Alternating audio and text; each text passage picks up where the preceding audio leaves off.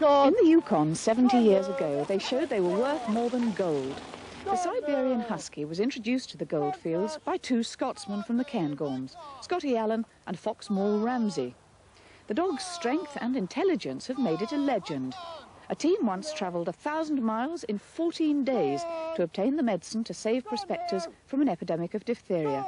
Today, in northern Scotland, history has come full circle. The Husky races, invented by a Scot as an antidote to boredom in Alaska, are now being staged in his home valley of Speyside. Penny and John Evans, why did you get into this? I mean, you're a photographer, you work for an estate agent. It's not the most normal thing in the world to live with 5 of these and run them. No, it was quite by accident. I mean, we met our first Siberian on Euston Station, which we still have with us. It was ignoring the whole proceedings behind. What do you mean you bumped into a Euston Station? Well, we literally just saw a Siberian there, and I said, I must find out what breed it is. And we went over, and after we bought the dog, we found out then what we'd bought and realised that they were a working dog that needed to be worked. And since then, I mean, the involvement has just continued on to the point where Penny's secretary of the club and I organised the race in Scotland. So it's not cruel? You feel they have to run? It's in their... Yeah. I think for people who own working dogs that don't work them is cruel. You've only got to come and see these hitched up, the excitement, in fact the fury at not being able to run off and get going. Silences all our critics the first time they ever see it. The dogs will just run naturally. You don't have to do anything at all. All right, great sportsman. Bears of little brain or not? Well, it's a very interesting argument. Do they not do as they're told because they're intelligent?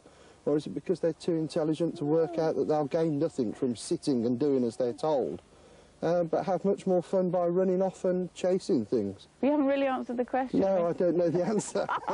Well got out of. But you think that you would say they verge on bright rather than dim? I think if you lived with one and you could see the way they solve simple problems like how to open the fridge door and how to eat the food from underneath the plate if you carry them in. I mean, this one here just puts a paw on, flips the plate over and licks the bottom of the plate clean. I mean, she's very adept at it. Where's that one going? You put, John, the obvious question, though. This is not a little menagerie if you've got babies and things like that.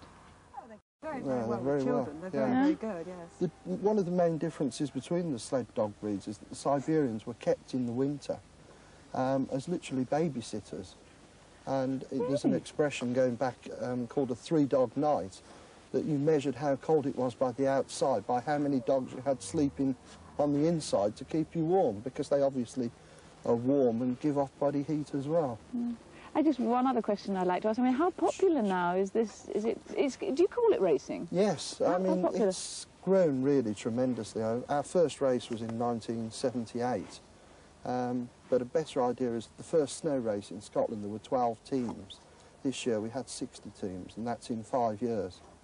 Well, thank you for telling us about these wonderful dogs. Thank you. Wonderful, they really are. I love their eyes.